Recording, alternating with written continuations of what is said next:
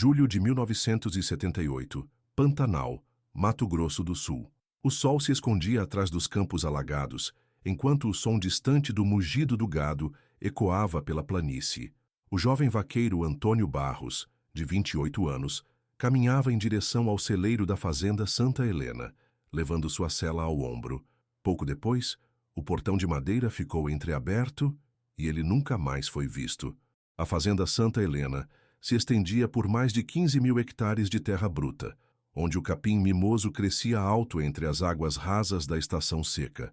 José Ferreira, proprietário há mais de 20 anos, conhecia cada palmo daquela imensidão como a palma da mão. Seus vaqueiros eram homens duros, forjados pelo sol escaldante e pelas madrugadas geladas do Pantanal. Entre eles, Antônio Barros se destacava pela destreza no laço e pela confiança que inspirava nos companheiros. Naquela tarde de julho, o ar carregava o cheiro de couro molhado e esterco seco. As garças brancas pousavam nas costas dos zebus que pastavam próximos à sede, enquanto o canto melancólico do bem-te-vi ecoava entre os ipês amarelos. Antônio havia passado o dia inteiro na lida, separando o gado bravo que seria levado para o curral de apartação na manhã seguinte. Suas botas de couro estavam enlameadas até os joelhos, e o chapéu de feltro escuro protegia-lhe o rosto queimado pelo vento. Carlos Mendes, vaqueiro mais experiente da fazenda, observou o companheiro se dirigir ao celeiro de madeira que ficava a uns 100 metros da casa-sede. O edifício simples, construído com tábuas de aroeira e coberto por telhas de barro, servia para guardar arreios, medicamentos para o gado e ferramentas de trabalho. Era comum os peões guardarem suas celas ali ao final do dia, antes de se dirigirem ao alojamento coletivo onde dormiam. Antônio caminhava devagar, como sempre fazia, lembraria Carlos anos mais tarde. Carregava a cela no ombro direito e vi quando empurrou a porta do celeiro. Estava cansado, como todos nós estávamos. A lida tinha sido pesada. As sombras da tarde se alongavam quando Antônio desapareceu atrás da porta de madeira. O celeiro permaneceu em silêncio, enquanto os últimos raios de sol se refletiam nas poças de água espalhadas pelo pátio. 1 hora se passou. Depois 2. Quando a escuridão tomou conta da fazenda e os vaqueiros se reuniram para o jantar de feijão tropeiro e carne seca, a cadeira de Antônio permaneceu vazia. José Ferreira estranhou a ausência. Antônio nunca faltava às refeições e era conhecido por sua pontualidade. "Onde está o Barros?" perguntou ao grupo. Carlos ergueu os ombros. "Vi ele entrando no celeiro há umas horas. Deve estar cuidando dos arreios, mas quando foram procurá-lo, encontraram apenas sua cela jogada no chão de terra batida. As ferramentas estavam em seus lugares, os sacos de sal mineral intactos, as cordas penduradas nos pregos da parede. Antônio Barros havia simplesmente desaparecido, como se o Pantanal o tivesse engolido nas suas águas infinitas. A notícia do desaparecimento se espalhou pela região como fogo em capinzal seco. Na manhã seguinte, José Ferreira organizou a primeira busca, mobilizando todos os vaqueiros da fazenda e pedindo ajuda aos vizinhos. Homens a cavalo percorreram quilômetros de pastagem, seguindo as pegadas que se perdiam na lama endurecida. Gritavam o nome de Antônio até ficarem roucos, mas apenas o eco respondia entre os buritis e paratudos. Rosa Lima, noiva de Antônio há 3 anos, chegou à fazenda no segundo dia de buscas. Era uma moça de 24 anos, filha de um comerciante de Corumbá, com cabelos negros presos em trança e olhos castanhos que agora brilhavam de lágrimas contidas. Havia conhecido Antônio num baile de São João na cidade e se apaixonado pela simplicidade e honestidade do vaqueiro. Planejavam se casar no final do ano, depois da época das cheias. "Ele não pode ter sumido assim", dizia Rosa, caminhando de um lado para o outro na varanda da casa-sede. "Antônio conhece o Pantanal como ninguém. Cresceu aqui, sabe onde são os atoleiros, conhece os caminhos das onças. Alguma coisa aconteceu." José Ferreira compartilhava da preocupação. Em 30 anos de Pantanal, nunca havia presenciado um desaparecimento tão estranho. Vaqueiros se perdiam, sim, especialmente durante as cheias, quando a paisagem mudava completamente. Mas sempre deixavam rastros: um cavalo sem dono, uma pegada na lama, um pedaço de roupa preso nos espinhos. Antônio havia simplesmente se desvanecido. A polícia de Corumbá enviou 2 investigadores para a fazenda uma semana depois do ocorrido. O delegado Mário Santos, homem gordo e suado que claramente preferia a cidade ao campo, fez algumas perguntas de rotina e examinou o celeiro com desdém. Provavelmente fugiu com alguma mulher, concluiu, ignorando os protestos de Rosa. Esses peões são todos iguais. Hoje estão aqui, amanhã estão em Goiás. Mas os que conheciam Antônio sabiam que aquela explicação não fazia sentido. O vaqueiro era homem de palavra, trabalhador honesto que enviava parte do salário para a mãe viúva em Cáceres. Não tinha dívidas, não se metia em confusões, não bebia além da conta. Era o tipo de homem em que se podia confiar para levar uma boiada sozinho até Campo Grande. As semanas se transformaram em meses. Rosa continuou visitando a fazenda todos os fins de semana, sempre com a esperança de encontrar alguma pista. Caminhava sozinha até o celeiro, onde a cela de Antônio permanecia no mesmo lugar, coberta agora por uma fina camada de poeira. José Ferreira não teve coragem de movê-la. Quando ele voltar, vai precisar dela, dizia, embora a cada dia que passava sua esperança diminuísse. O inverno chegou com suas madrugadas geladas e céu limpo. Os outros vaqueiros evitavam falar sobre Antônio na presença de Rosa, mas nas rodas de conversa ao pé do fogo, as teorias se multiplicavam. Alguns achavam que ele havia sido atacado por uma onça e o corpo fora arrastado para longe. Outros suspeitavam de fazendeiros rivais que poderiam ter sequestrado o rapaz para obter informações sobre o gado de José Ferreira. Havia ainda quem acreditasse que Antônio havia descoberto algo que não deveria e fora silenciado para sempre. Quando 1979 chegou, a busca oficial havia sido encerrada. O caso foi arquivado como desaparecimento sem evidências de crime. Rosa tentou contratar um detetive particular em Campo Grande, mas o homem desistiu depois de 2 semanas vasculhando o Pantanal sem encontrar absolutamente nada. Aos poucos, a vida na fazenda Santa Helena voltou ao ritmo normal. José Ferreira contratou outro vaqueiro para substituir Antônio, mas o celeiro permaneceu praticamente intocado. Apenas a cela empoeirada e algumas ferramentas lembravam que ali, um dia, um homem havia entrado e nunca mais saído. Dezembro de 1998. O Pantanal havia mudado muito em 2 décadas. Estradas de terra batida cortavam agora regiões que antes só conheciam o passo do gado. Fazendas modernas substituíam os antigos ranchos de madeira, e tratores importados dividiam espaço com os cavalos nos currais. A fazenda Santa Helena também se modernizara sob a administração de Joaquim Ferreira, filho de José, que assumira as operações depois da morte do pai em 1995. Joaquim decidiu reformar completamente a sede da fazenda para transformá-la em um hotel-fazenda, voltado ao turismo ecológico. O celeiro de madeira, onde Antônio Barros havia desaparecido 20 anos antes, seria demolido para dar lugar a um restaurante regional. Era hora de apagar aquela memória sombria que ainda assombrava os funcionários mais antigos. Uma equipe de 4 operários chegou numa manhã de céu nublado para iniciar a demolição. Renato Silva, carpinteiro de 45 anos contratado em Campo Grande, assumiu a liderança do grupo.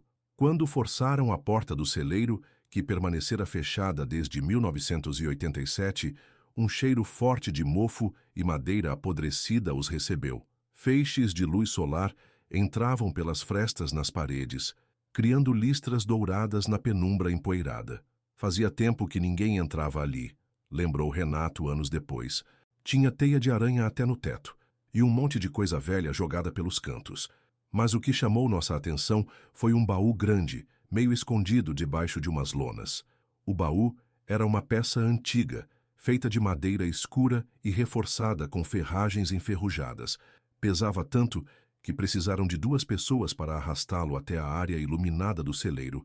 Joaquim Ferreira, avisado pelos operários, chegou minutos depois acompanhado de Carlos Mendes, agora capataz da fazenda e único funcionário que havia trabalhado com Antônio Barros.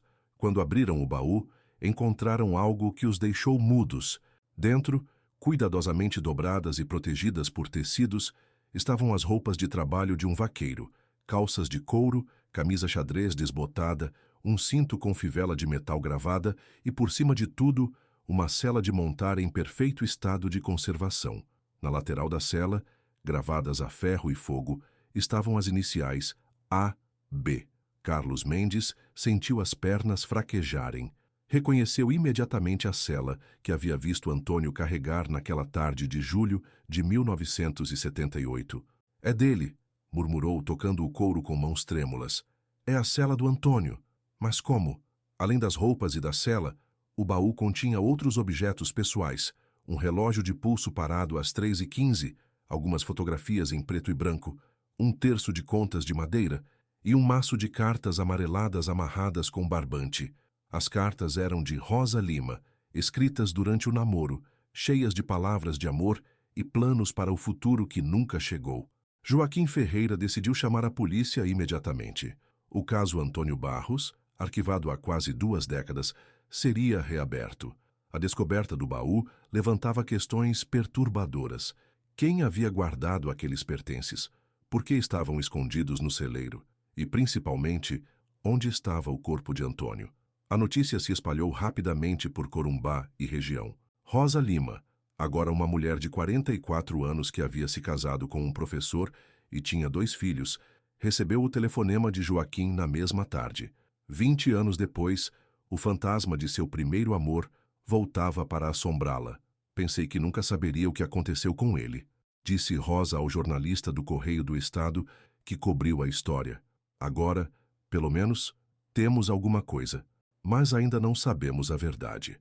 A reabertura do caso Antônio Barros foi entregue ao delegado Marcelo Tavares, um homem meticuloso de 38 anos que havia se especializado em casos arquivados. Diferente de seu antecessor, Tavares acreditava que todo desaparecimento tinha uma explicação lógica. Bastava procurar com paciência.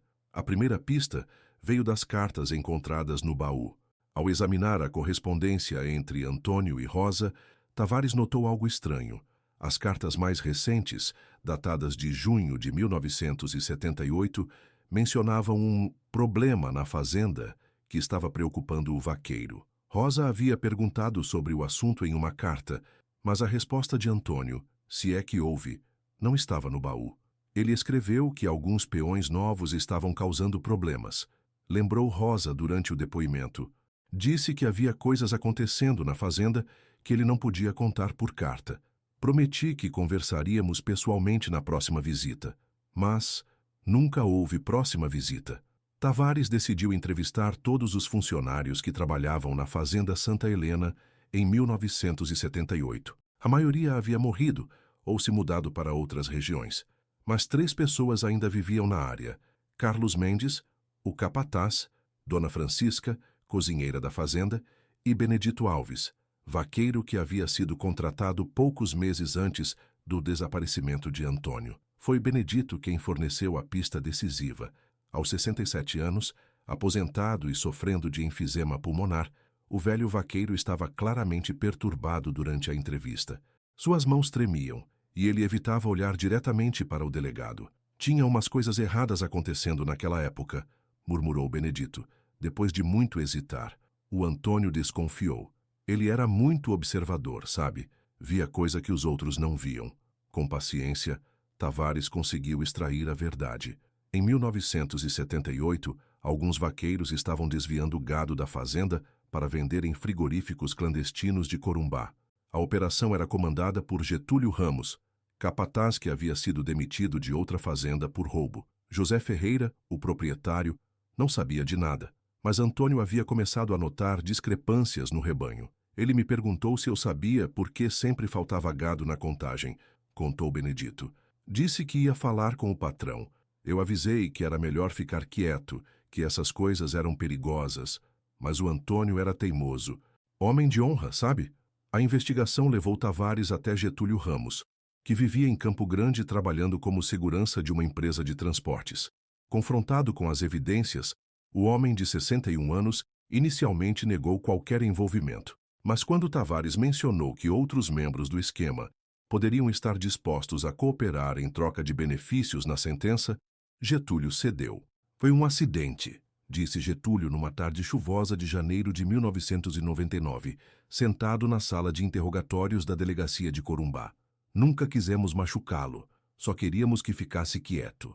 A confissão veio aos pedaços, interrompida por longos silêncios e lágrimas de arrependimento.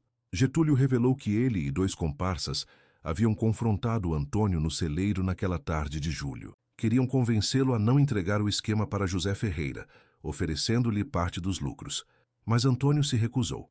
Ele disse que íamos todos ser presos, que o patrão confiava nele, continuou Getúlio. Começamos a discutir. O Antônio tentou sair do celeiro, mas o Valdecir segurou ele. Houve uma briga e o Antônio caiu. Bateu a cabeça numa viga de madeira. Quando vimos, ele estava morto. Desesperados, os 3 homens decidiram esconder o corpo e fingir que nada havia acontecido. Durante a madrugada, transportaram o cadáver de Antônio para uma área alagadiça a mais de 10 quilômetros da sede, onde o lançaram numa das lagoas profundas que se formavam durante as cheias. Para despistar, guardaram os pertences pessoais do vaqueiro no baú, planejando descartá-los mais tarde. Mas com a chegada da polícia e das buscas intensas, nunca encontraram oportunidade segura para se livrar das evidências. Fizemos uma coisa terrível, admitiu Getúlio. Não consegui dormir direito nesses 20 anos. Sempre achei que alguém ia descobrir. Valdecir Santos havia morrido num acidente de motocicleta em 1989.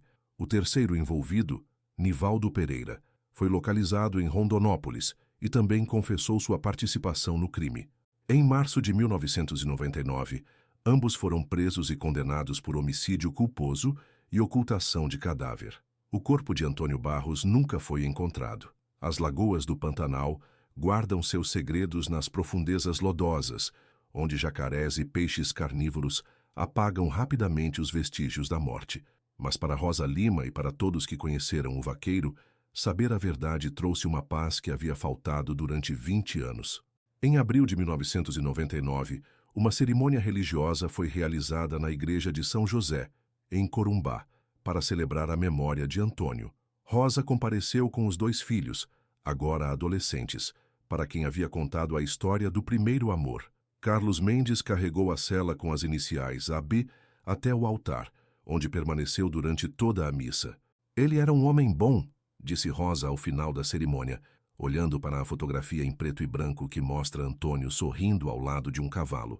Morreu porque tinha princípios, porque não aceitou ser cúmplice de uma coisa errada. Isso diz muito sobre quem ele era.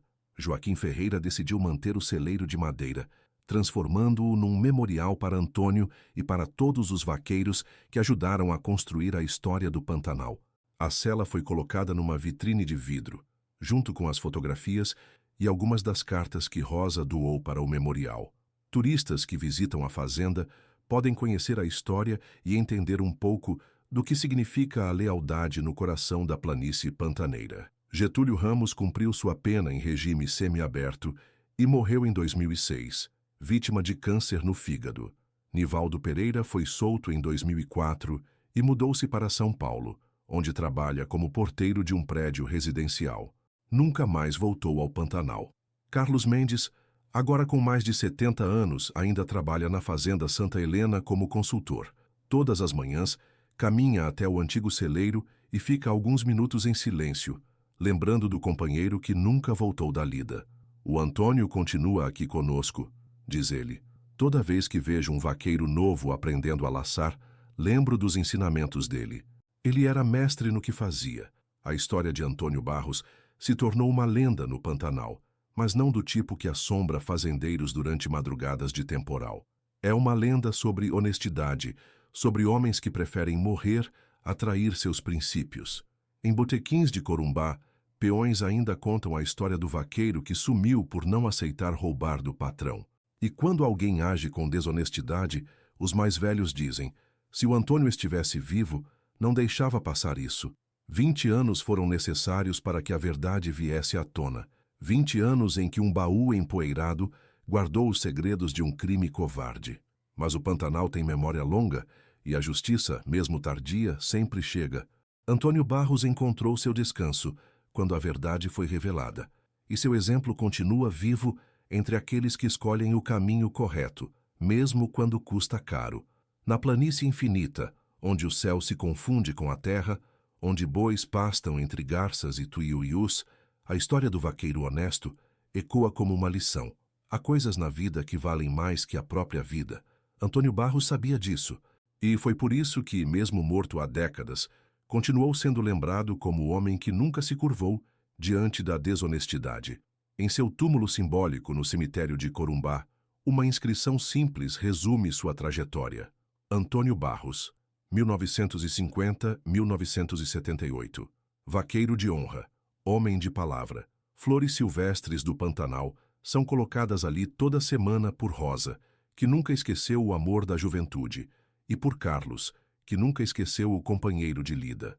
A verdade demorou 2 décadas para emergir, mas quando emergiu, trouxe consigo a certeza de que há homens que preferem morrer de pé a viver de joelhos.